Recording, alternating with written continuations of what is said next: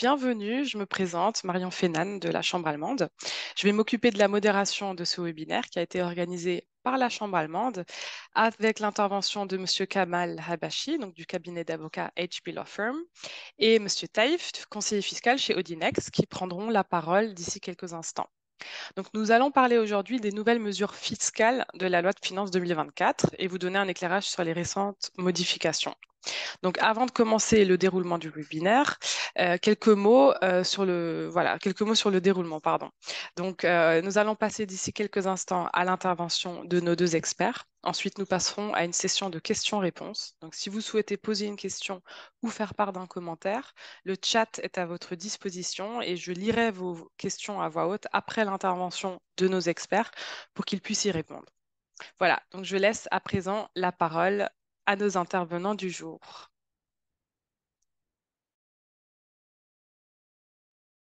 Merci Marion, merci à la Chambre allemande de nous donner encore cette occasion pour exposer les nouvelles dispositions de la loi de finances 2024. Donc, moi et M. Chouaib Taïf, expert comptable ici présent avec moi, on va essayer de dérouler une petite présentation qui va rappeler un peu succinctement les principales nouveautés, les principales dispositions.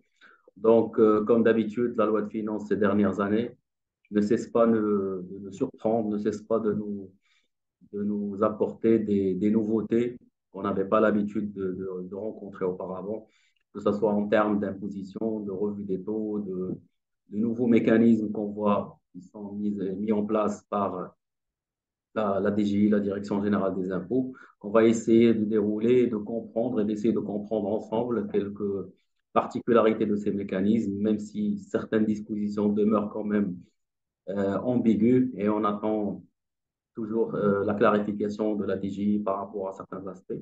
Donc, sans plus tarder, on va essayer de rentrer dans le vif du sujet. Donc, je vais essayer de dérouler la presse. Alors, notre présentation va s'articuler autour, bien sûr, de l'impôt sur les sociétés, donc les principales mesures qui ont été introduites, l'impôt sur le revenu. On va parler également de quelques aspects des droits d'enregistrement, la TVA, qui est l'impôt, la taxe phare, on va dire, de cette loi de finances 2024. Et enfin, on va terminer, on va conclure avec certaines mesures communes à ces impôts-là pour dresser un tableau général sur la nouveauté qui a été introduite par la loi de finances 2024. Alors, on commence par l'impôt sur les sociétés. Cette fois-ci, il n'y avait pas un gros changement. Rappelez-vous, l'année dernière, il y a eu toute une réforme sur l'impôt sur les sociétés, notamment en termes d'harmonisation des taux, de clarification d'un certain nombre d'avantages, notamment CFC, les zones d'accélération, les zones d'accélération industrielle, etc. Donc, on a vraiment chamboulé, on va dire, le champ d'application de l'impôt sur les sociétés. Cette année, étant donné qu'on s'inscrit toujours dans la continuité de la réforme qui a été déjà introduite, il n'y a pas grand-chose véritablement à dire en matière d'IS, à l'exception de quelques dispositions, notamment qui visent la Fondation Mohamed VI des sciences et de la santé, donc pour laquelle on a introduit une mesure particulière qui est une exonération permanente, c'est-à-dire cette fondation, maintenant, elle est exonérée de manière permanente de l'impôt sur les sociétés, étant donné qu'elle opère dans les sciences de la santé. Donc, le législateur a estimé opportun de l'exonérer de l'impôt sur les sociétés. Et d'ailleurs, de par sa forme juridique, c'est une fondation. Donc, il a jugé opportun de ne pas la soumettre à l'impôt sur les sociétés. Il en est de même des personnes qui pourraient participer et contribuer avec des dons, que ce soit en argent ou en nature, au profit de cette fondation, ben, ils peuvent profiter également de la déductibilité de ces dons, que ce soit en argent ou en nature, au niveau de leur comptabilité. Donc, pour résumer, la fondation aujourd'hui est exonérée de l'impôt sur les sociétés et les sociétés qui souhaitent faire des dons à cette fondation profitent également d'une déductibilité et le texte n'a pas prévu de limite par rapport à ces dons, et que ce soit en argent ou en nature, ce qui veut dire qu'on peut déduire en fait, on peut passer en charge tous ces dons-là qu'on va adresser à la Fondation Mohamed VI des sciences de la santé. Donc, c'est l'article 6.1.35. Par rapport à l'IS, au taux de 35%, ici, une petite mesurette a été introduite, c'est qu'on a limité l'application de l'IS à 35%, à partir du moment qu'il y a un dépassement de seuil en termes de résultats à 100 millions de dirhams.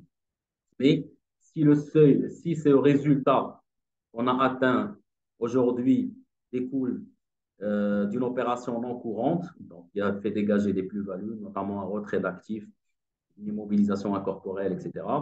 Donc, juste après, on peut revenir au taux normal qui est de 20%, chose qui n'était pas possible avant parce qu'il fallait attendre 3 exercices consécutifs pour pouvoir revenir au taux de 20%, ce qui pourrait, on va dire, pénaliser l'entreprise qui va continuer à payer quand même un taux élevé de l'IS de 35% pendant 3 années. Donc, c'est une sorte on va dire, de rendre cohérent un peu la disposition de monter en flèche un peu le taux de l'IS de 20 à 35, puis revenir rapidement, étant donné que c'est une opération non courante.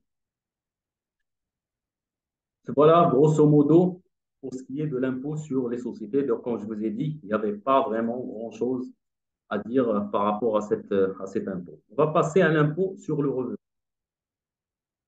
Alors ici, étant donné qu'on est toujours axé et focalisé sur l'examen de l'ensemble de la situation fiscale du contribuable. Donc, il y a eu un petit amendement au niveau de la loi de finances qui a clarifié un peu la disposition du paragraphe 9 de l'article 29 qui avant prévoyait la possibilité de prendre en charge les frais à caractère personnel que le contribuable dépensait, notamment quand il a à sa charge une épouse et les enfants et des enfants légalement recueillis. Donc aujourd'hui, la nouvelle disposition, c'est qu'elle a un peu clarifié cette disposition en prévoyant le remplacement de la phrase pour son propre compte ou celui des personnes à sa charge par pour le compte des ascendants, des descendants conjoint ou autre personne ayant un lien avec lui. Donc, regardez ici, on a un peu élargi le champ sur les personnes qu'on va prendre en charge, ascendants, descendants, conjoints. Et on a rajouté quand même les personnes ayant un lien avec lui. Vous allez me dire, ça reste quand même vague, mais ça pourrait justifier, par exemple, si j'ai quelqu'un que je le prends en charge, qui n'a pas forcément, qui ne fait pas forcément partie des descendants et ascendants, donc je peux le prendre en charge et je peux passer cette dépense comme étant une dépense personnelle que je prends en charge. Alors, classification des revenus évalués dans le cadre de la procédure de l'examen de l'ensemble de la situation fiscale des personnes physiques. Là aussi, on a essayé d'introduire une nouvelle disposition qui consiste à dire, c'est qu'aujourd'hui, quand on fait la déclaration par rapport à nos revenus, donc on l'a fait dans le cadre de la déclaration annuelle. Aujourd'hui, la disposition, elle prévoit une imposition dans la catégorie des revenus professionnels. C'est-à-dire aujourd'hui, il faut mettre ces revenus dans le panier des revenus professionnels et évaluer dans le cadre de la procédure de l'examen. C'est-à-dire aujourd'hui, un contribuable qui fait l'objet d'une procédure d'examen, donc on va essayer de regarder la catégorie de revenus professionnels de ce contribuable pour mener la procédure d'examen de la situation du contribuable. Ça permet de clarifier certaines choses et de ne pas mettre dans l'examen tous les revenus qui pourraient résulter qu'on mettait avant dans la déclaration annuelle. Aujourd'hui, on va mettre le focus beaucoup plus sur les revenus professionnels. Une autre disposition qui, bien sûr, accompagne le chantier que vous connaissez tous, celui de la généralisation de la couverture médicale. Donc, étant donné qu'il y a on va dire de nouveaux entrants qui atterrissent dans le cadre de ce vaste chantier, notamment les travailleurs indépendants. D'accord? Donc, cette catégorie aujourd'hui pourrait, maintenant, étant donné qu'ils font des cotisations sociales au titre de l'AMO et au titre de la retraite. Donc, cette catégorie peut également passer en charge, c'est-à-dire déduire ses cotisations de leurs résultats, que ce soit le RNR ou le RNS, pour pouvoir profiter également de cette couverture et en même temps la prendre en charge dans le cadre des charges qu'ils ont dans le cadre de leur activité professionnelle. Donc, cette catégorie de personnes, c'est-à-dire les professionnels, les travailleurs indépendants et les personnes non salariées, peuvent désormais, à partir du 1er janvier 2024, passer en charge ces cotisations qu'ils font au titre de l'AMO et de la retraite au niveau de la CNSS. Voilà un peu la particularité de ces dispositions qui permet quand même de soulager cette catégorie de contribuables dans la mesure où ça permet quand même de passer en charge une cotisation qui, si on la calcule de manière annuelle, ça pèse quand même sur le, le résultat du contribuable. Une petite mesurette qui concerne cette fois-ci les artistes. Là aussi, la loi de finances a pensé aux artistes dans la mesure où ils ont prévu un dispositif, ils ont amélioré un dispositif déjà existant, c'est-à-dire les montants bruts des rémunérations qu'on va accorder à des artistes, exerçant bien sûr à titre individuel ou constitué en groupe, donc sera désormais assujetti à une retenue à la source de 30%, c'est-à-dire avant de remettre cette rémunération, je dois prélever une retenue de 30%, avec un avantage particulier quand même, qui est l'application d'un abattement forfaitaire, cette fois-ci de 50% au lieu de 40% auparavant. Donc ça c'est une mesure quand même qui profite beaucoup plus aux artistes. Peut-être c'est un moyen de les encourager, c'est un moyen qu'ils puissent profiter un peu d'une rémunération assez conséquente dès lors que la partie qui va les rémunérer va déjà prélever 30%. Donc aujourd'hui, on fait un abattement quand même de 50% sur cette rémunération avant de prélever les 30% à la source qui va être reversée au trésor. Il y a également une clarification des modalités de détermination du profit foncier des capitaux mobiliers lors de la cession de valeurs mobilières acquises suite à un héritage, c'est-à-dire à l'occasion d'un décès. Alors, soit il y a un immeuble qui a été acquis, alors, quand on dit immeuble, c'est dans le sens large, c'est-à-dire un bien immeuble, et le prix d'acquisition à prendre en compte correspond soit à la valeur vénale de l'immeuble, l'immeuble c'est dans le sens large, au jour du décès du litigus, inscrite sur l'inventaire dressé par les héritiers, c'est-à-dire le jour du décès, donc il y a un inventaire qui est dressé par les héritiers, et on va mettre une valeur vénale de cet immeuble dans cet acte. Soit à défaut, la valeur vénale de cet immeuble au jour du décès défunt, qui est déclaré par le contribuable, bien sûr sans tenir compte de tout acte d'indivision ou autre acte. D'accord? Donc, vous avez un peu les deux options qui ont été introduites. En revanche, pour ce qui est des cessions de valeurs mobilières, titres de capital ou de créance, c'est-à-dire, comme vous savez, les valeurs mobilières, ce sont les actions et les obligations. Donc, les actions, ce sont des titres de capital et les obligations, c'est-à-dire, ce sont des titres de créance dans la mesure où le détenteur d'obligations, il n'est qu'un simple créancier et non pas un actionnaire acquis par héritage. Donc, cette fois-ci, le prix à considérer, c'est soit la valeur vénale des 10 valeurs, c'est-à-dire soit action, soit obligation, du décès, inscrite là aussi dans l'inventaire par les héritiers, soit là aussi encore la valeur vénale des 10 titres ou valeurs au jour du décès qui est déclaré par le contribuable sans tenir compte de tout acte d'indivision ou acte ou autre acte. Donc, si le titre correspond à une entité qui n'est pas cotée, c'est le principe qu'on va mettre en place. Si ça correspond à une entité cotée, peut-être ça va faciliter la tâche dans la mesure où on va prendre en considération le cours du titre, le jour du décès, pour mettre la valeur vénale de ce titre.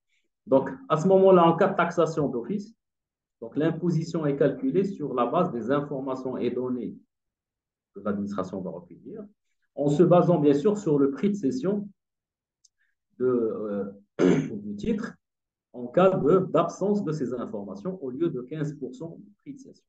Aujourd'hui, l'administration fiscale va quand même se baser sur des informations qu'elle va recueillir elle-même pour pouvoir redresser le prix, la valeur qui est déclarée.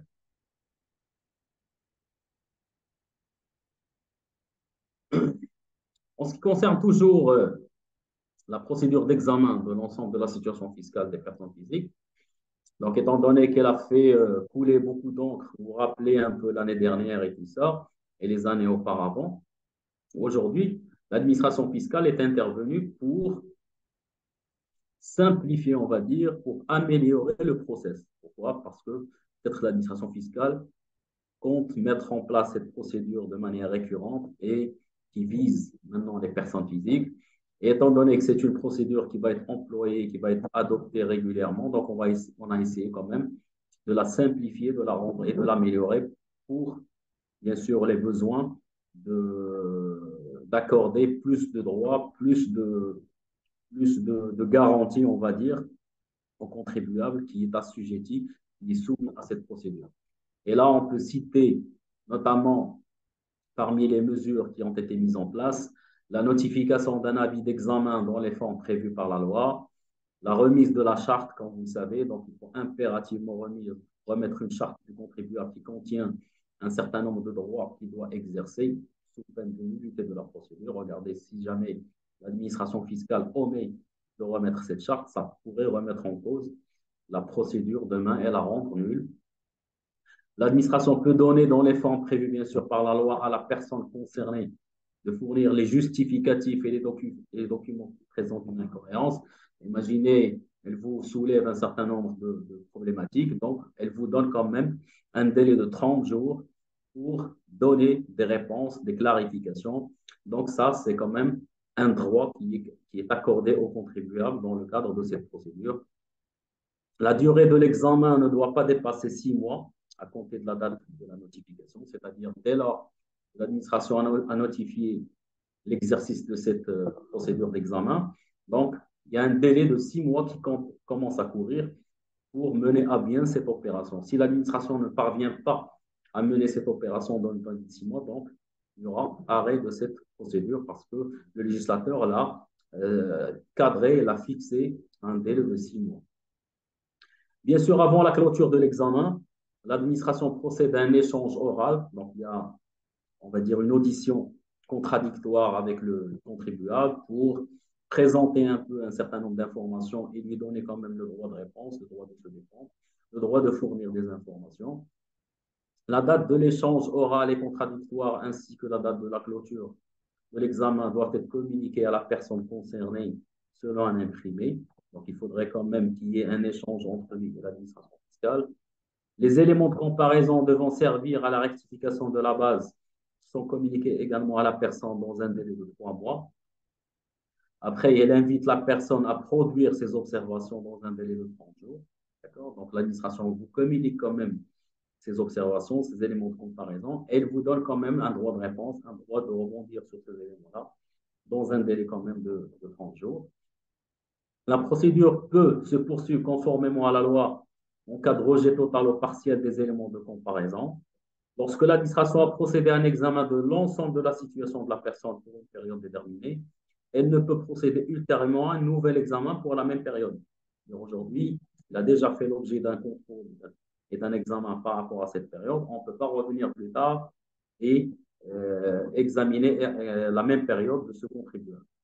Et au cours d'une procédure d'examen de l'ensemble de la situation, l'administration peut examiner les opérations qui figurent sur des comptes financiers utilisés à titre privé et professionnel et demander aux personnes concernées tous les éclaircissements et justifications sur ces opérations sans que cet examen et ces demandes constituent le début d'une procédure de vérification. Donc aujourd'hui, c'est-à-dire l'administration, étant donné qu'elle a un droit de piocher, on va dire, dans les comptes privés et professionnels, bon, s'il s'avère qu'il y a une incohérence là-dessus, donc l'administration peut intervenir pour demander des clarifications, des justifs par rapport à ces revenus, on va dire, ces montants qui sont versés dans ces comptes, que ce soit privé ou professionnel.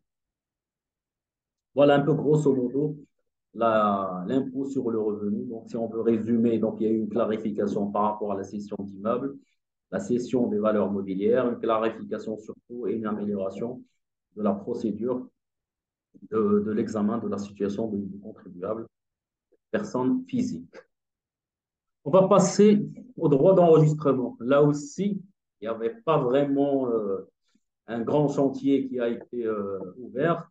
Il y a eu quelques améliorations, quelques petits amendements qui concernent certains aspects des droits d'enregistrement. On peut citer, par exemple, on va dire l'harmonisation du traitement qu'aujourd'hui on va accorder aux coopératives et aux associations d'habitation, ce qu'on appelle dans notre jargon les amicales. Aujourd'hui, avant, il y avait un traitement particulier pour les coopératives. Les coopératives, comme vous savez, sont l'objet d'une autorisation de l'Office des coopératives. En revanche, les amicales sont de simples associations. Il suffit juste de créer une association et opérer dans ce domaine immobilier qui permet quand même à des adhérents de cette amicale de construire un logement à usage à titre d'habitation principale ou secondaire, et après, il sera attribué sous forme de partage au profit des adhérents. Donc, la particularité, c'est quoi aujourd'hui? C'est que avant les actes d'attribution de logement aux membres d'une coopérative d'habitation sont soumis à un droit fixe de 200 dirhams, lorsque bien sûr les conditions sont réunies, et, et, et respecter un droit proportionnel de 4% si les conditions ne sont pas réunies. Par contre, les actes d'attribution de logement aux membres des associations d'habitation, ce qu'on appelle les amicales, sont soumis à un taux de 1,5. Regardez qu'il y avait un décalage quand même. Le traitement fiscal accordé aux coopératives au moment du partage et de l'attribution et le traitement fiscal au profit des amicales au moment du partage. Donc la nouveauté, c'est quoi avec la loi de finances 2024? C'est qu'on va standardiser le process et on va harmoniser les taux.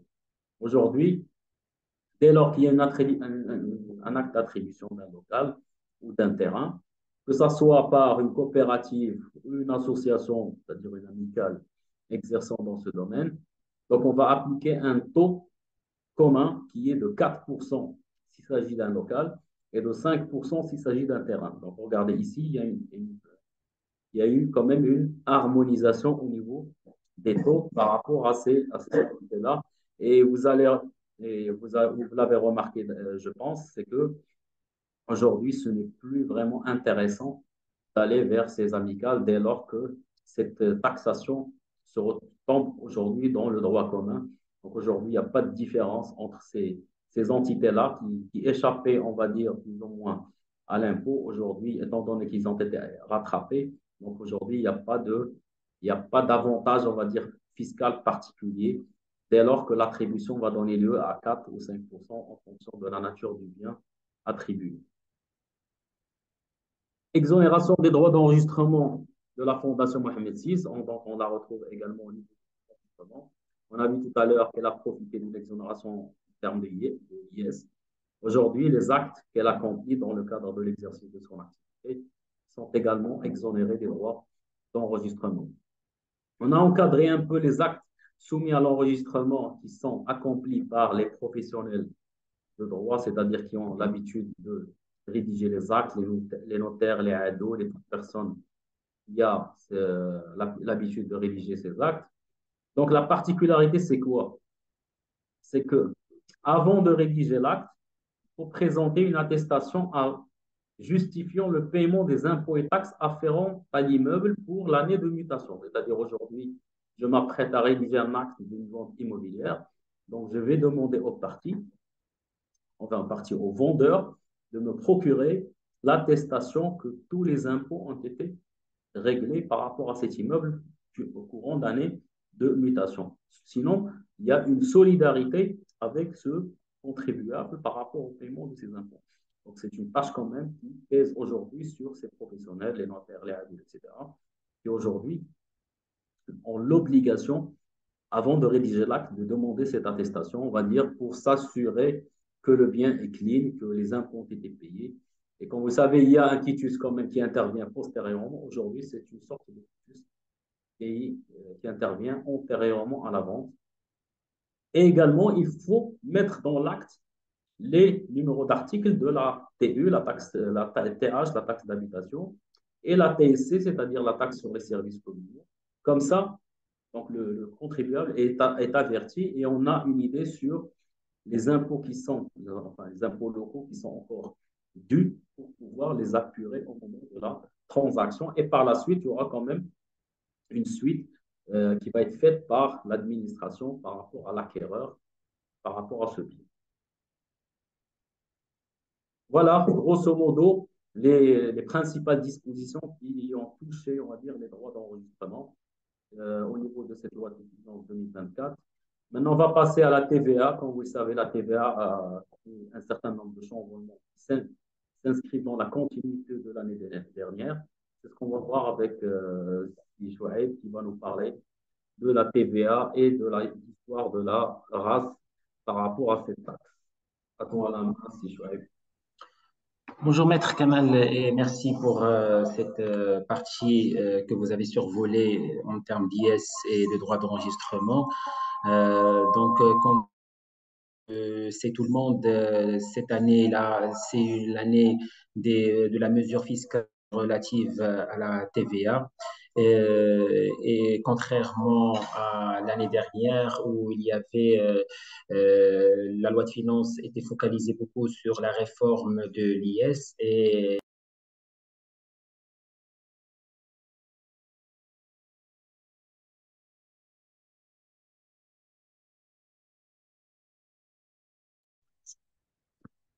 Il y a juste eu un petit souci, il faut juste réactiver votre micro, Monsieur Taïf. par Voilà, rapport à c'est la bon. partie TVA. On va parler par rapport aux mesures de l'extension de l'exonération et les atténuations de l'effet du butoir en matière de TVA, et aussi par rapport aux mesures d'élargissement de la base imposable d'harmonisation et de la qualification euh, de l'assiette de la TVA et la mesure de lutte contre la fraude fiscale, la réforme du secteur de l'informel et la rationalisation des incitations fiscales.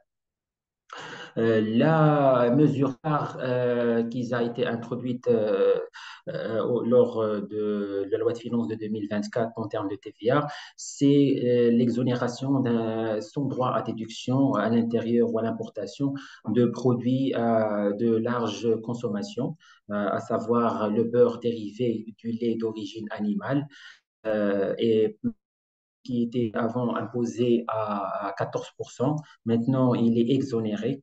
Et par contre, les autres types de beurre restant soumis à la TVA dans les conditions de droit commun, comme le beurre de source végétarienne. Par rapport aux conserves de sardines qui étaient avant imposées au taux de 7%, actuellement il sera exonéré.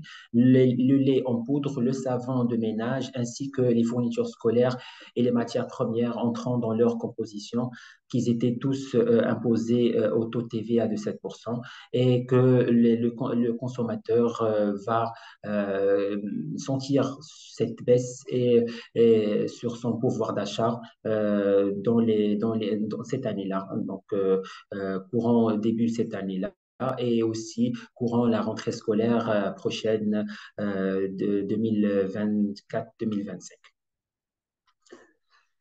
Autre mesure, c'est aussi l'exonération sans droit à déduction relative qui a été qui est incluse dans la base d'imposition à la TVA à l'importation de,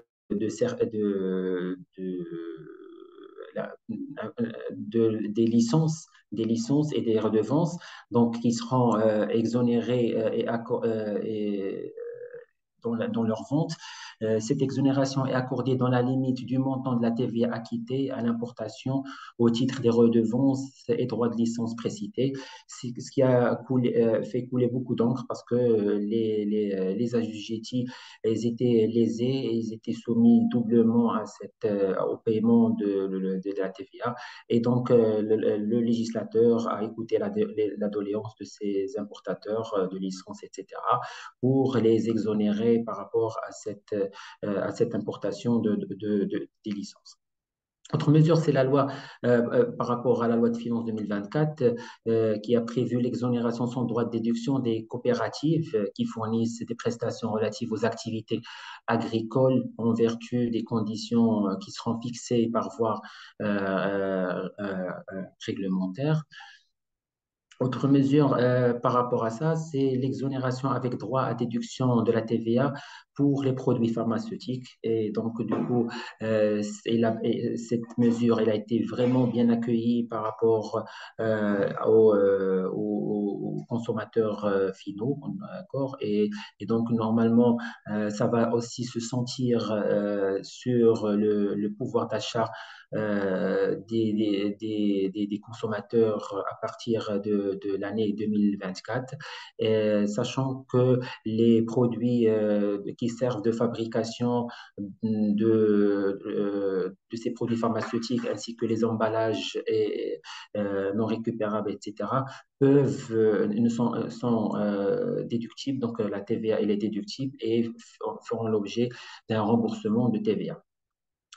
Aussi, il y aurait l'exonération avec droit de déduction sur les services de maintenance et de réparation, de transformation, de modification liés aux engins, équipements et matériels militaires, armes et munitions, qui est utilisé par rapport à la sécurité et l'ordre public, dans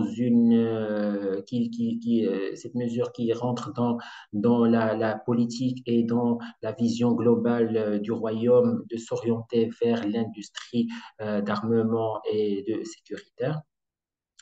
Autre mesure, c'est les opérations de vente de livraison d'eau destinées à usage domestique livrées par des réseaux de distribution publique, ainsi que les prestations d'assainissement fournies par les organismes d'assainissement et de location de compteurs d'eau, qui étaient avant soumis au taux de TVA de 10%.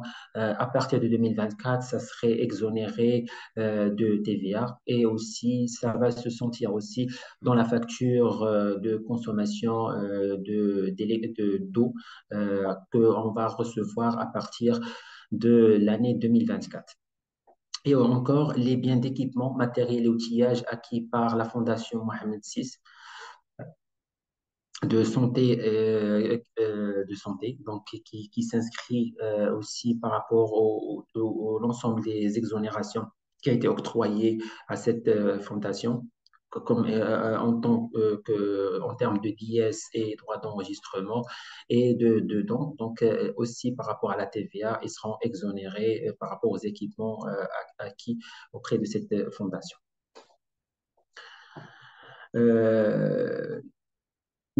Aussi, la mesure phare qui a été aussi faite lors de la loi de finances de 2024, c'est l'alignement d'un certain nombre de prestations et de produits qui portent réforme une réforme fiscale qui propose l'alignement progressif des taux de la TVA à deux taux à l'horizon de 2026, en convergence progressive vers deux taux, à savoir 10% et 20%, et ce pour lutter contre l'effet du butoir, qui était vraiment un problème, un casse-tête pour la TGI. Alors, pour l'énergie électrique, on va voir que le taux va prendre une progression actuellement qui est de 14% pour aboutir à 2026 à 20%. L'allocation du compteur d'électricité qui passe de 7% à 20%. Donc, ce qui veut dire que ce qu'on a exonéré d'un côté en termes de consommation d'eau et de compteurs, on va être taxé d'un autre côté en termes d'électricité et chose que va devenir l'électricité encore plus chère qu'avant. L'énergie électrique produite à partir des énergies renouvelables, quant à elle, va subir une baisse de 14% actuellement pour atteindre 10% en 2026. Pour le sucre raffiné, Ça va avoir un impact en progression en termes de TVA qui va passer de 7% à 10%, ce qui va nous pousser à avoir moins de diabète dans le futur. Par rapport à la prestation de services rendus par tout agent, démarcheur ou courtier d'assurance à raison des contrats apportés par lui à une entreprise d'assurance, quant à lui, son taux de TVA va diminuer en passant de 14 actuellement à 26, à 10% en 2026. Les opérations de transport urbain et les opérations de transport de voyageurs et de marchandises interurbains va connaître une baisse en passant de 14% à 10%, chose qu'on va aussi, le consommateur va le sentir dans normalement le ticket de transport qui va et le coût de transport de marchandises aussi, donc il va avoir un impact significatif par rapport à ça. Et aussi l'opération de transport de voyageurs et de marchandises autres que ceux relatifs au transport urbain et les opérations de transport de voyageurs et de marchandises interurbains. Donc, quant à eux, ça va avoir une augmentation de 14 à 20%.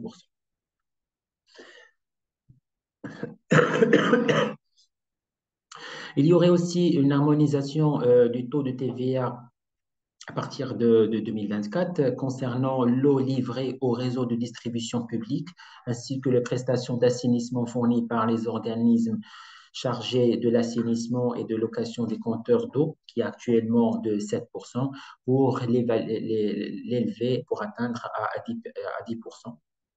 Il y aurait aussi l'harmonisation du taux d'imposition applicable aux voitures économiques et tous les produits qui rentrent dans la fabrication de ces voitures et de ces composantes, qui va passer aussi de 7% à 10%. Et la fixation de la liste des engins, matériels et filets de pêche destinés aux professionnels de la pêche maritime qui sera imposée au taux de 10% avec droit de déduction. Aussi, il y a eu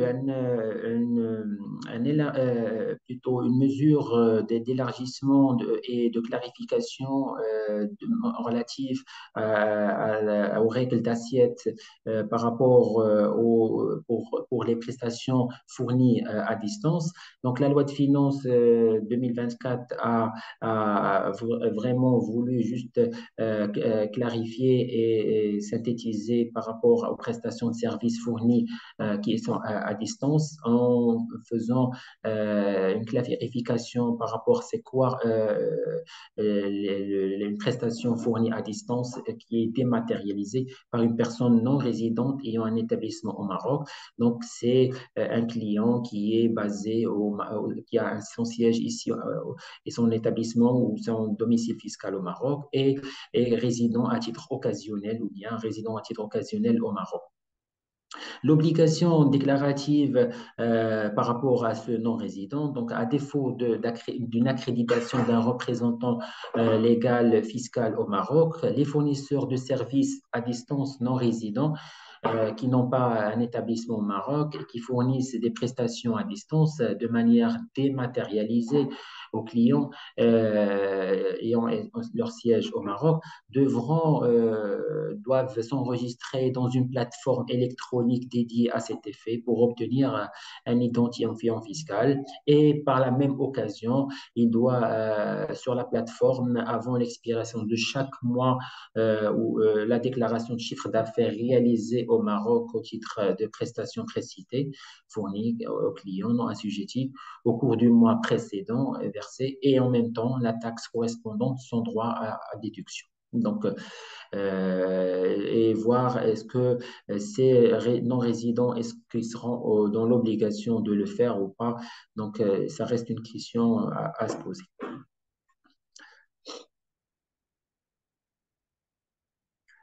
Clarification du régime fiscal applicable de l'allocation d'immeubles en matière de TVA. Donc, la loi de finances de 2024 a ajouté une nouvelle dispositions par rapport à la location d'immeubles. Donc, à part que le fait que le terrain, le local soit équipé ou non équipé. Donc, il faut voir, la loi de finances a introduit un autre critère, c'est que la personne physique ayant bénéficié déjà en amont de l'exonération ou de droit de déduction de la TVA relatif à un local, doivent, lorsqu'elle va le louer par la suite, elle doit facturer la TVA à leurs clients à titre des opérations de location de locaux mais non équipés. D'accord? Donc, c'est pas, donc ça, c'est une nouveauté qui vient d'être ajoutée par rapport à ce qui a été avant. Donc déjà, si le local il est déjà aménagé, normalement, ça doit être appliqué une TVA. Si le local est à titre professionnel ou bien qui réside dans un mall ou bien dans un centre commercial, doit subir aussi la TVA. L'harmonisation de la sanction de 15% applicable en cas de dépôt déclaratif de déclaration créditrice hors délai. Donc, avant l'année 2024, le contribuable qui déposait une déclaration de TVA comprenant un crédit TVA ou bien un TVA rouge hors délai subissait juste une réduction de son solde à hauteur de 15% du crédit de TVA ou bien de la TVA rouge. Actuellement, à partir de 2024, le dépôt tardif de la déclaration de TVA comprenant un crédit de TVA ou une TVA rouge, le contribuable va subir une sanction de 15% du montant de la taxe sur la valeur ajoutée de la période ou bien de l'ensemble du crédit, avec un minimum à payer qui est de 500 dirhams. Deuxième clarification par rapport à toujours à la déclaration de TVA, c'est que pour la loi de finances de 2024 propose d'ajouter un nouvel article 204 bis, relatif aux sanctions des infractions au délai de droit de déduction. Donc, à partir de 2024, si le contribuable dépasse le délai de déduction qui est une année à partir de la date de paiement pour bénéficier de cette déduction, donc il y aurait une sanction qui sera de 15% par rapport au montant de la TVA forclos avec un minimum de 500 dirhams.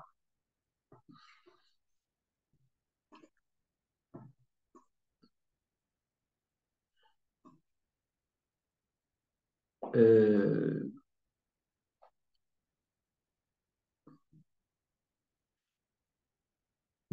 par rapport à la loi de finances 2024, elle a introduit une nouvelle disposition, c'est l'article 125 quinquies, qui est relative à l'autoliquidation de la TVA sur la base des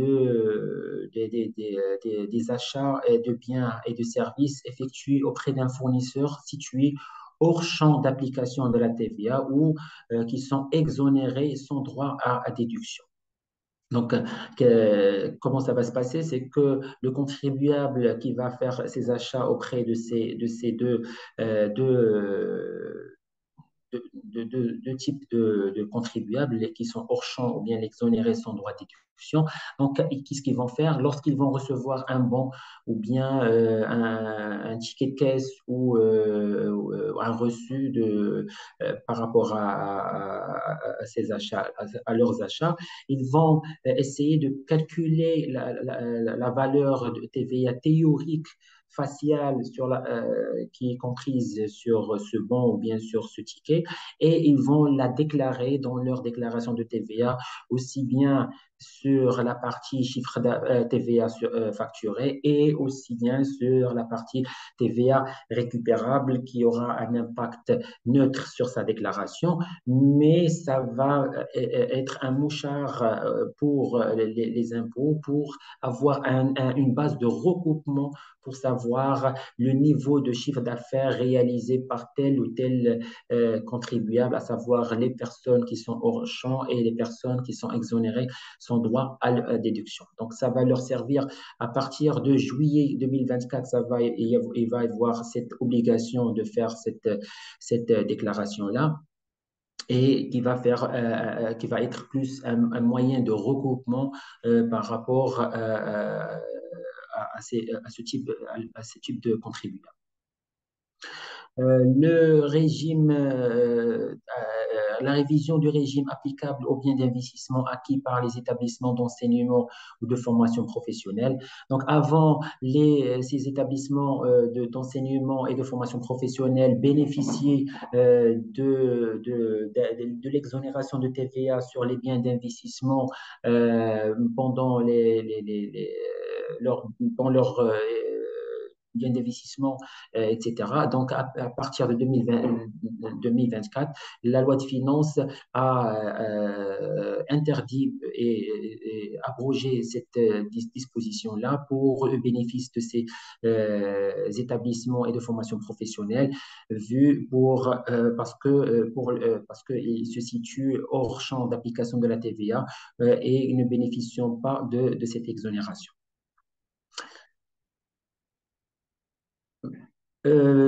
Et on arrive maintenant à la partie de la RAS sur la TVA. Cette RAS qui vient à la suite de ce qui a été déjà abordé en tant que RAS sur l'IS l'année dernière. Donc, le législateur a voulu aussi enfoncer un petit peu le clou encore plus cette année-là avec les RAS relatives à la TVA et qui va donner un vrai casse-tête aussi bien pour les contribuables et aussi pour les clients et aussi pour la DGI. Donc, pour synthétiser cette trace et la schématiser, donc on va répartir les fournisseurs donc en deux catégories. Il y a les fournisseurs de prestations de services et les fournisseurs de biens, d'équipements et de travaux. Concernant les fournisseurs de prestations de services, ils sont aussi répartis en deux. On a les fournisseurs personnes morales qui sont soumis à l'IS. Ces fournisseurs-là, lorsqu'ils vont faire une prestation de service, ils vont fournir une prestation de service aussi bien pour l'État, les collectivités territoriales, établissements publics, entreprises publiques de droit public. Ils vont être soumis automatiquement à une rase sur TVA de 75% sur le montant, montant facturé. Et par contre, lorsque ces fournisseurs personnes morales qui sont soumis à l'IS fournit une prestation de service pour une autre personne morale de droit privé et aussi pour les personnes physiques soumises au régime net réel ou bien le régime net simplifié, alors à ce moment-là, il n'y aurait pas de race à faire ou bien à prélever par leurs clients. Par rapport aux fournisseurs, personnes physiques soumis à l'IR, RNR ou bien RNS, quand ils vont fournir une prestation de service d'État pour l'État, pour les collectivités territoriales, les établissements publics, les entreprises publiques de droit public, et ils seront automatiquement prélevés de 75% de montant de la TVA facturée sur leur facture. Et par contre, si jamais ils fournissent d'un autre côté une prestation aux personnes morales de droit privé ou bien pour une personne physique soumise au régime RNR et au RNS, à ce moment-là, si l'attestation de régularité fiscale présentée, donc il sera prélevé de 75% de la TVA facturée. Si l'attestation n'est pas présentée, on va leur faire une retenue à la source de 100% de montant de la TVA, sachant que l'attestation de régularité fiscale qui va être livrée et a une durée de vie de 6 mois. Avant, elle était dans la première mouture, elle était proposée à 3 mois, mais on l'a rallongée à 6 mois. Côté fournisseurs de biens d'équipement et de travaux, donc ils sont confondus, donc à savoir les fournisseurs personnes morales ou bien un fournisseur personne physique soumis au RNR ou bien RNS, lorsqu'ils vont fournir ou bien livrer des équipements ou bien des travaux aussi bien pour l'État, les collectivités territoriales, les établissements publics et les entreprises de droit public, etc. En cas d'application du règlement des marchés publics, il n'y aurait pas de retenue à la source à appliquer. En cas de non-application de la réglementation des marchés publics, donc à ce moment-là, si l'attestation de régularité fiscale est présentée, donc il n'y aurait pas de retenue à la source. Mais si jamais on ne présente pas la retenue à la source, il y aurait un prélèvement de 100% de la TVA facturée. Lorsque ces fournisseurs-là personnes physiques, personnes morales vont travailler avec une société de droit privé ou bien une personne physique soumise au RNR ou bien RNS. À ce moment-là, si l'attestation de régularité fiscale est présentée, donc il y aurait absence de retenue à la source, mais si jamais l'attestation de régularité fiscale n'est pas présentée, à ce moment-là, il y aurait une retenue à la source de 100%.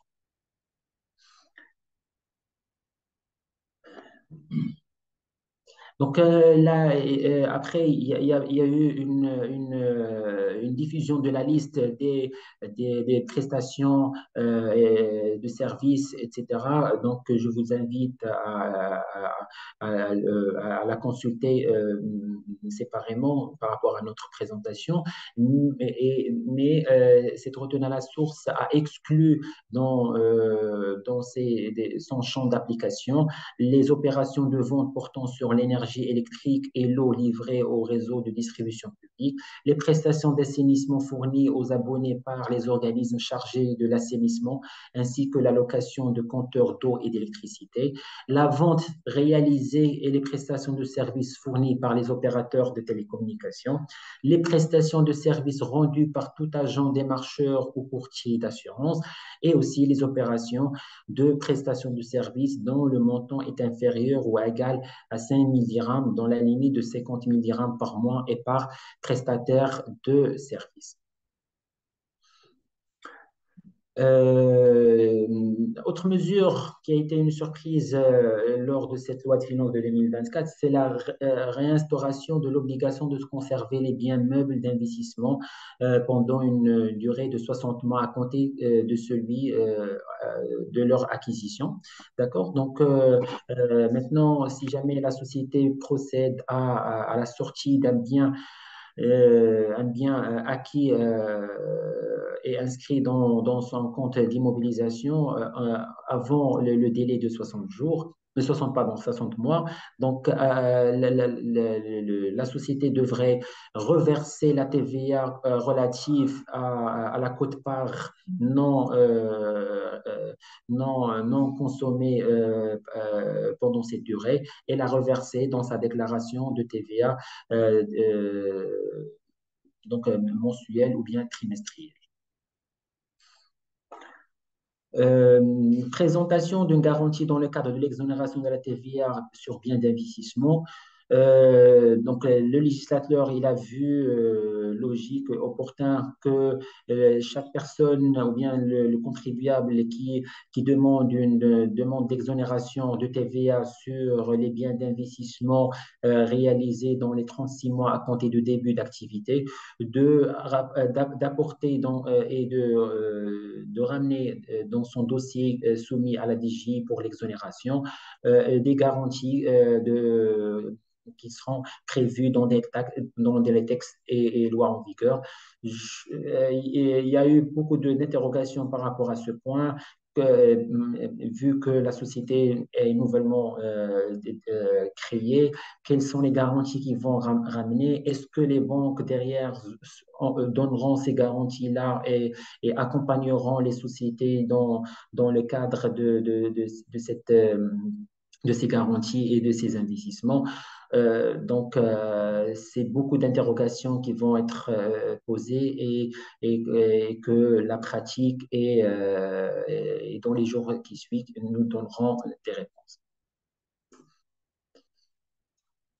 L'institution par rapport au principe de solidarité entre les dirigeants d'entreprise, je pense que là, je vais laisser la parole à Maître Kamel pour en parler par rapport à cette disposition qui a beaucoup suscité d'intérêt, de questions, de peur, de crainte des dirigeants qui se sont vus solidaires aussi bien en termes de salariés, en termes de responsables au sein de grandes structures ou bien de petites structures par rapport à leur solidarité par rapport à la TVA. Merci, Chouaib.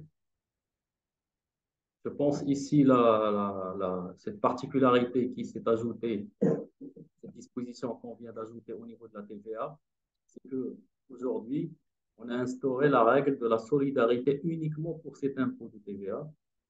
Vous allez me dire, oui, la solidarité existait déjà dans le code de recouvrement des créances publiques. C'était dans le cadre d'une procédure judiciaire et par rapport aux impôts locaux. Aujourd'hui, par rapport à la TVA seule, à l'exclusion des autres impôts, donc on a rajouté la solidarité du chef d'entreprise ou des personnes qui sont chargées de gérer la partie financière et administrative de la société. Ce qui laisse un peu le champ un peu large par rapport à ces personnes qui sont concernées, les personnes qui sont assujetties à cette disposition. Donc aujourd'hui, s'il y a une défaillance au niveau de l'entreprise par rapport à cette TVA, c'est-à-dire par rapport au reversement de cette TVA, donc on peut engager la responsabilité des personnes qui sont impliquées dans la gestion de cette TVA, en ce compris les salariés, c'est-à-dire le DAF, le responsable comptable, le financier, j'en sais rien, bien sûr en parallèle avec le chef d'entreprise ou les dirigeants ou les personnes qui ont contribué à cette situation. Et donc, il y a une solidarité qui est aujourd'hui mise en place dans le cadre du recouvrement de cette taxe. La mesure qui a été introduite au niveau du projet de loi a changé entre-temps pour que finalement on se retrouve avec une rédaction qui reste quand même un peu ambiguë, mais qui ont quand même rectifié et corrigé après avoir introduit un recours judiciaire. C'est-à-dire qu'il faudrait quand même que cette solidarité ne soit effectivement due qu'après avoir obtenu une décision judiciaire ayant acquis l'autorité de la force jugée et qui engage la responsabilité de la personne morale qui était défaillante par rapport à cette TVA. À ce moment-là, on peut mettre en place cette histoire de solidarité. Ce qu'il faut noter ici, c'est que aujourd'hui, le dirigeant, aujourd'hui, l'entreprise, le contribuable, doit faire très attention par rapport à cette taxe pour que ne pas se retrouver demain par rapport à une défaillance sur cette taxe qui pourrait engager sa responsabilité et le rendre solidaire avec l'entité, avec la personne morale, quant au recouvrement de cette TVA qui n'a pas été versée pour une raison X, sciemment ou de manière non intentionnelle ou suite à une erreur ou j'en sais rien, mais qui pourrait demain se retrouver comptable de cette TVA à la place de la personne morale dans le cadre de cette solidarité.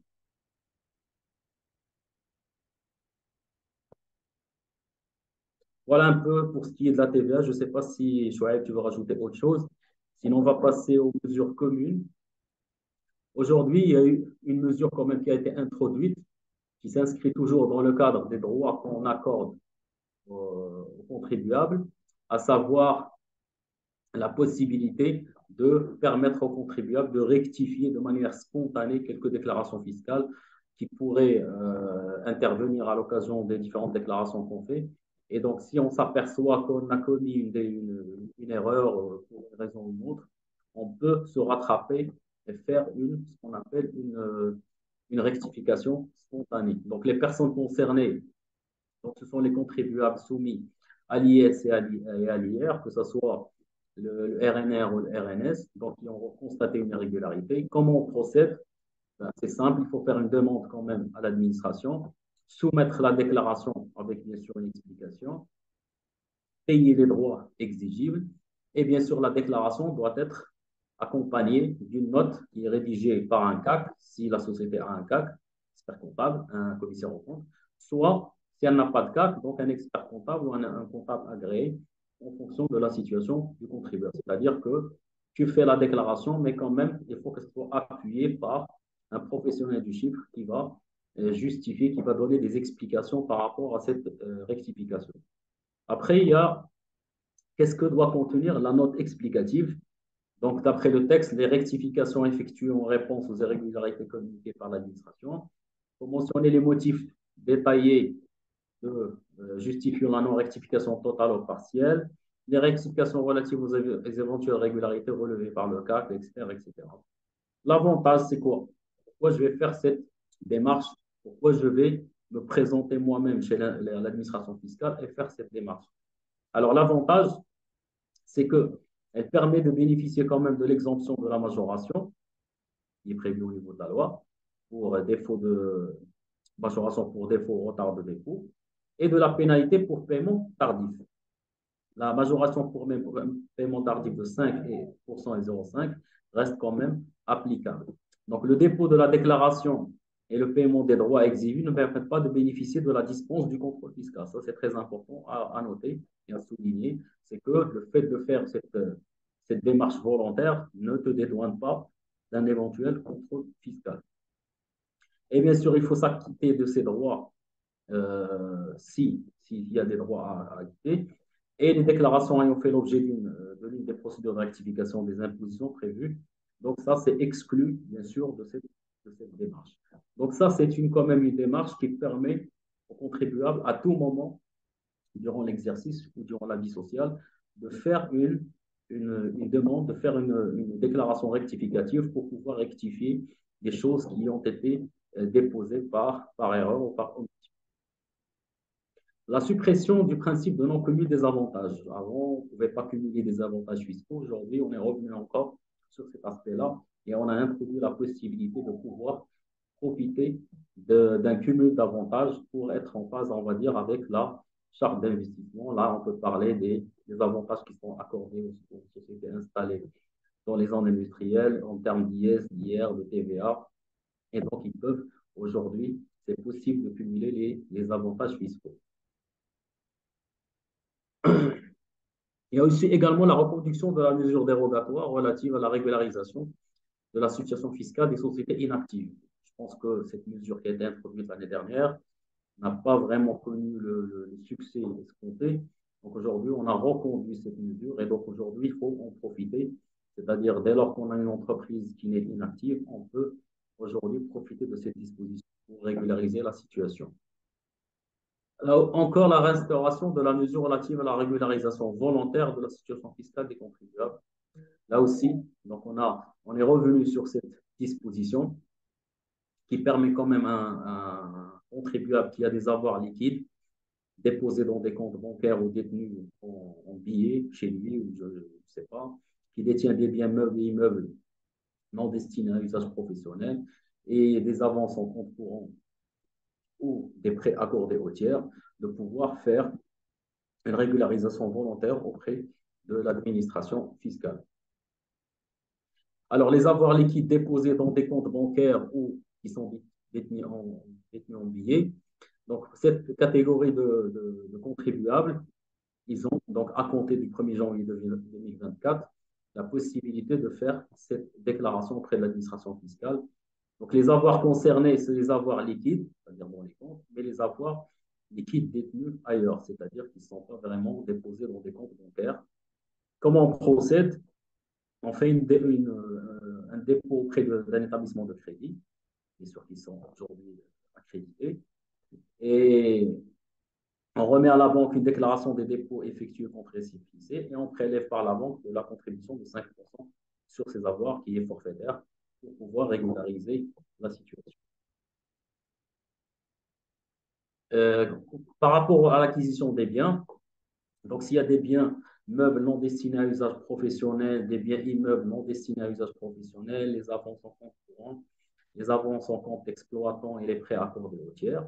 Là aussi, la même démarche, je fais une déclaration auprès du receveur de l'administration fiscale, là où il y a le domicile fiscal, et je verse au receveur de l'administration une contribution de 5% sur la valeur de ces biens qui va être déposée auprès de ce receveur. L'acquisition de biens meubles ou immeubles non destinés à l'usage professionnel avant son concurrent. Donc, l'avantage de la mesure, c'est qu'on est exclusion du montant des avoirs et dépenses déclarés ayant fait l'objet de paiement de la contribution en cas d'évaluation du revenu. Donc, par exemple, si tu veux anticiper une éventuelle procédure d'examen de la situation d'ensemble, donc là, ça permet quand même d'exclure ces biens-là, étant donné qu'ils ont fait l'objet de cette démarche. Ça permet aux déclarants d'effectuer toutes sortes de dépenses et libérer les personnes concernées du paiement de l'IR ainsi que des amendes et pénalités de retard, étant donné qu'il s'est inscrit dans cette mesure de régularisation. Donc, le délai de régularisation est fixé entre le 1er janvier et le 31 décembre de cette année, donc c'est courant toute l'année 2024. Alors, la sanction pour les établissements de crédit concernés qui ne versent pas dans le délai fixé, donc le montant de la contribution en cours en plus du paiement du principal, l'application des sanctions en matière de recouvrement. Et pour les personnes physiques qui ne respectent pas les conditions obligations ne peuvent pas bénéficier des dispositions de cette contribution et demeurent soumis aux dispositions de droit commun, notamment s'il y a un examen de la situation du contribuable. Il y a également l'institution de la contribution libératoire relative à la régularisation spontanée au titre des avoirs et liquidités détenues à l'étranger. Donc, regardez là, on est revenu encore sur cette fameuse amnistie qui a été mise en place auparavant pour permettre encore une fois aux personnes qui détiennent à l'étranger des biens ou des avoirs ou des actifs donc qui sont en infraction par rapport à la loi, de venir déposer auprès de l'établissement de crédit une déclaration pour l'imprimé disponible, rapatrier les liquidités en devises ainsi que le revenu, céder au moins une partie sur le marché et procéder au paiement de la contribution pour pouvoir régulariser. Les taux, alors le taux de la contribution pour les personnes physiques et morales n'ayant pas bénéficié auparavant de cette amnistie, donc fixé ça à 10, 5, 2 selon le cas.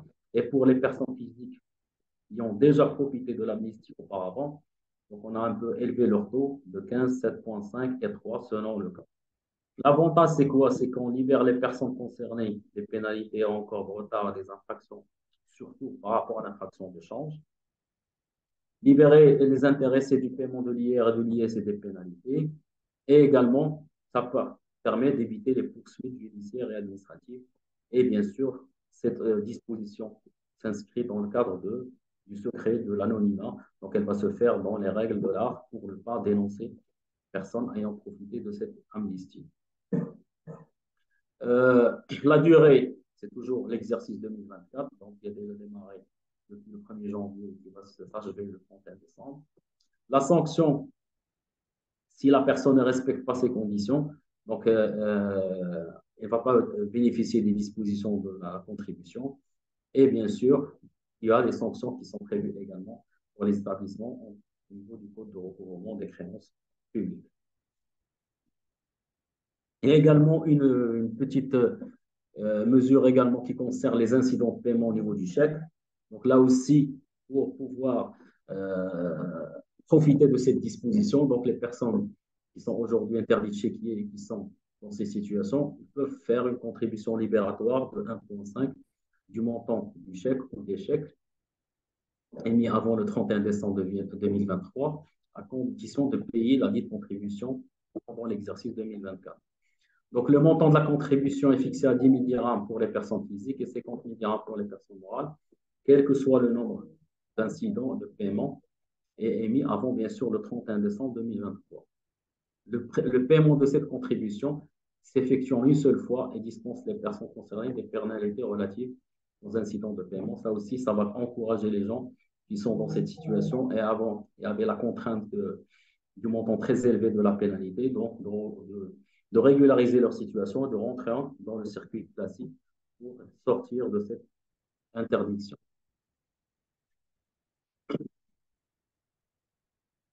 Alors, au niveau des notifications, une mesure a été introduite qui permet quand même en matière de recouvrement des créances publiques de pouvoir notifier le contribuable par voie électronique. C'est-à-dire aujourd'hui, la notion de l'email commence à devenir officielle et reconnue par le texte.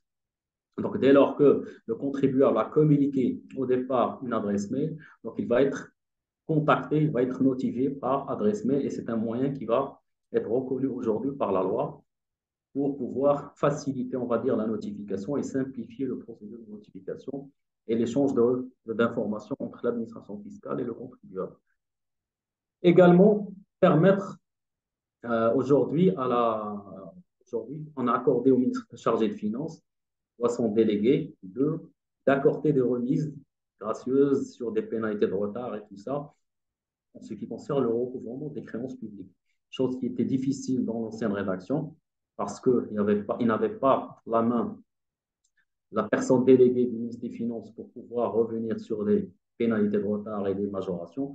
Aujourd'hui, il y a cette possibilité, donc une délégation a été donnée pour permettre à l'administration concernée de pouvoir se prononcer et d'abandonner une partie totalement, partiellement, les pénalités, les remises gracieuses dans le cadre de ce qu'on appelle la demande gracieuse. Alors, je ne sais pas, Chouaib, si tu veux parler de ça, de l'aide au logement, c'est de la parole. Ça aussi, c'est un avantage. Donc, dernière mesure qui a été introduite dans la loi de finances de 2024, c'est aussi l'aide de l'État pour le soutien au logement. Donc, comme connaît tout le monde, donc pour contrer l'habitat insalubre et les bidonvilles. Donc, l'État a voulu encourager les personnes ou bien qui n'ont pas de logement fixe, donc à acquérir leur logement à travers une subvention qui va être accordée à hauteur de 100 000 dirhams pour les logements économiques dont la valeur ne dépasse pas 300 000 dirhams et une autre subvention de 70 000 dirhams qui va être octroyée par contre au logement qui a une valeur entre 300 000 et 700 000 dirhams. Cette subvention ne sera pas, avant les subventions, elles étaient versées directement aux promoteurs immobiliers. Par contre, cette subvention-là, elle sera accordée directement ou à l'intéressé via leur notaire. Pour le logement en question, donc le logement objet de l'aide de l'État destiné à l'habitation principale doit comporter au moins 2 pièces, faire l'objet d'une première vente et dont le permis d'habiter est délivré à partir de janvier 2023. D'accord? Donc, le logement doit être affecté à titre d'habitation principale de l'intéressé pendant une durée de 5 ans à compter de la date de conclusion du contrat de vente définitif.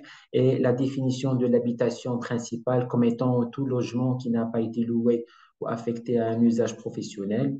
Pour les Marocains résidant à l'étranger, ils doivent conserver ce logement durant une durée de dans les 5 premières années à titre de leur d'habitation au Maroc ou le mettre à titre gratuit pour qu'ils soient occupés par leurs conjoints ascendants ou descendants.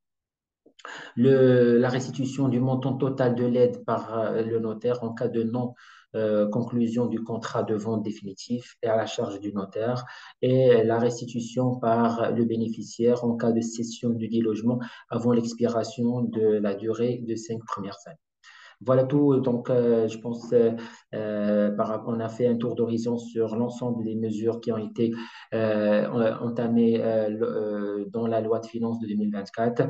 Il y a maintenant donc la perspective de l'année prochaine et ce qui a été prévu dans le cadre de la réforme de la loi fiscale, c'est que l'année prochaine, ça va être la réforme de l'IR. On espère que l'année prochaine sera l'IR salarial qui constitue le principal qui est le principal base d'imposition pour les contribuables et je vous remercie infiniment. Merci beaucoup. Voilà, je crois qu'on a fait le tour. Oui. On s'excuse, je crois qu'on a dépassé un peu le timing qui nous a été imparti. On est à votre disposition s'il y a des questions. Superbe. Donc, on va passer effectivement à une petite partie questions-réponses, hein. On va juste répondre à quelques questions qui ont été posées dans le chat et ensuite, on communiquera l'adresse mail de nos experts si jamais il y a des questions à discuter ultérieurement. Alors, première question, est-ce que vous pourriez, s'il vous plaît, nous expliquer la différence entre l'exonération avec et sans droit à déduction? L'exonération avec ou sans droit de déduction, c'est simple. Donc, l'exonération avec droit de déduction, c'est-à-dire que les charges relatives à l'acquisition ou bien aux achats, on peut les déduire de sa TVA. D'accord? Donc, on comptabilise leurs taxes, la TVA et le TTC dans ces achats. En face, on a l'exonération, donc on facture zéro. Donc, ce qui nous ramène à avoir une TVA rouge et le législateur il nous donne la possibilité de demander le remboursement de cette TVA vu qu'on est en exonération avec droit de déduction. L'exonération sans droit de déduction, c'est-à-dire qu'on ne peut pas déduire la TVA, c'est-à-dire on comptabilise TTC. Donc nos achats, on les comptabilise TTC. Il n'y aurait pas de TVA ou bien à récupérer. C'est ça. Très bien. Merci. Est-ce que vous pourriez, s'il vous plaît, expliquer l'effet du butoir? En quoi la convergence vers deux taux permettra d'éviter cela? L'effet du butoir, pour faire simple, c'est qu'il y a certaines sociétés qui ont des charges à hauteur de taux de TVA relatifs à leurs charges qui est de 20%. Et quand ils facturent la TVA avec un taux de TVA de 7%. D'accord? Et donc, du coup, il y a un décalage entre la TVA récupérable qui est énorme, qui est de 20%, mais la TVA facturée qui est uniquement de 5%. Et ce qui fait l'effet butoir. D'accord? Donc, afin de diminuer ce décalage-là, le législateur, il converge vers deux taux, à savoir 10 ou 20%, afin de rapprocher et de minimiser le maximum possible cet écart entre ces deux taux, afin que les sociétés qui souffrent de ce décalage ou bien de ce butoir l'effet s'atténue avec le temps et dans le temps. C'est ça. Merci. Euh, Quel est le taux appliqué aux zones d'accélération industrielle à l'horizon 2026? Est-ce que c'est 20% pour tous ou est-ce qu'il y a un barème? Donc, les zones d'accélération industrielle, logiquement, leur objectif, c'est de l'exportation, d'accord? Donc, l'exportation, c'est-à-dire qu'ils facturent pas à la sortie, mais à l'entrée, ils ont des charges. Donc, logiquement aussi, lorsque la loi de finances est normalement dans l'article 92, il stipule que si on facture des charges ou bien des prestations de services vers les zones d'accélération industrielle, elles sont exonérées aussi en termes d'achat. D'accord? Donc les zones d'accélération industrielle, ils sont dans l'exonération aussi bien dans le sport, aussi bien aussi dans leurs achats. Très bien, merci. Alors, est-ce qu'il faut prévoir de calculer le prorata pour la récupération de TVA pour les sociétés qui opèrent dans le secteur pharmaceutique? Pour les sociétés pharmaceutiques, et à partir de 2024, il y aurait une exonération de leur vente de produits pharmaceutiques. Et par contre, par rapport à leurs achats, ils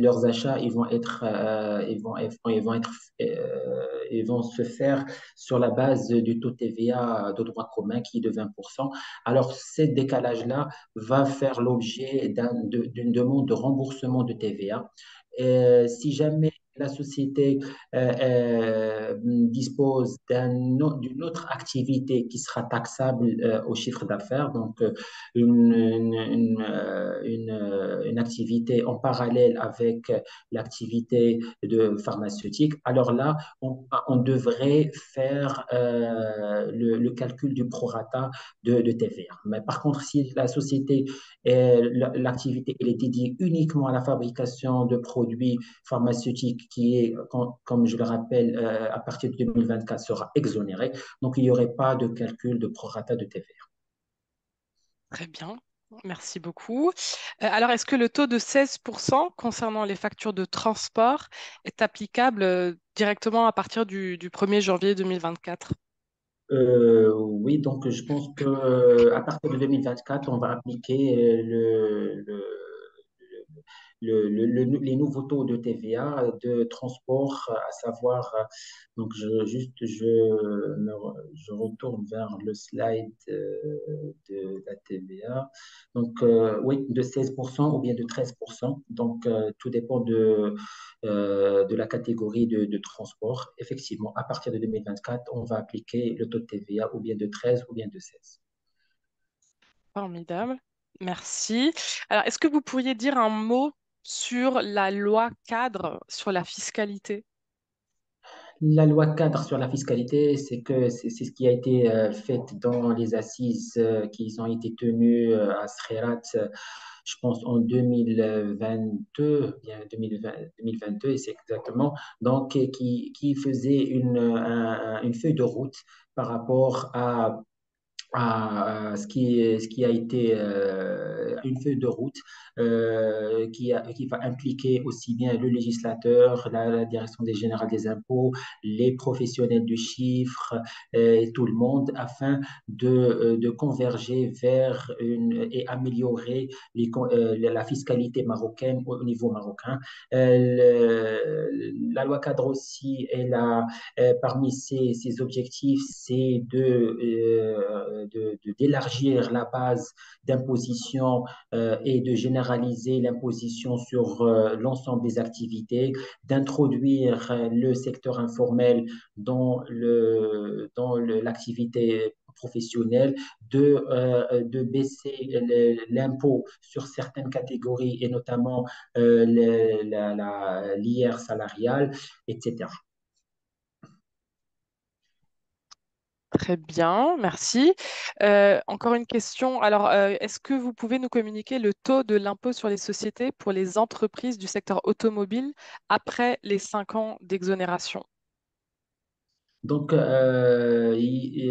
à partir de l'année dernière, il y avait un tableau que j'ai pas devant moi, mais il y aurait une tendance uniforme vers le taux de 20%. Donc, il y aurait une imposition progressive, plutôt progressive de 10 vers 20 et de 30 vers 20. Et aussi, par contre, la partie de 20% va rester stable. Donc, in fine, pour que à la fin, toutes les sociétés de droit commun soient imposées au taux de 20%. Donc, je n'ai pas devant moi le tableau, mais je pourrais vous l'envoyer par la suite. Superbe. Alors, bon, comme on a déjà dépassé le temps, je propose qu'on s'arrête là. Je viens de mettre dans le chat les adresses mail de nos deux experts. Comme ça, si vous avez encore des questions, vous pouvez les contacter directement. Déjà, vous pouvez aussi revisionner le webinaire sur la chaîne YouTube de la HK. Nous allons partager ça tout à l'heure. Un grand merci à Monsieur Abachi et Monsieur Taïf pour leur contribution, ainsi qu'à tous les participants pour votre écoute. Alors, je peux d'ores et déjà aussi vous annoncer le prochain webinaire mardi prochain, même heure, qui sera sur le thème des mesures douanières de la loi de finances. Voilà, donc je vous souhaite une très bonne journée à toutes et à tous. Un grand merci et à très bientôt. Merci. Merci, au revoir, à très bientôt. Merci.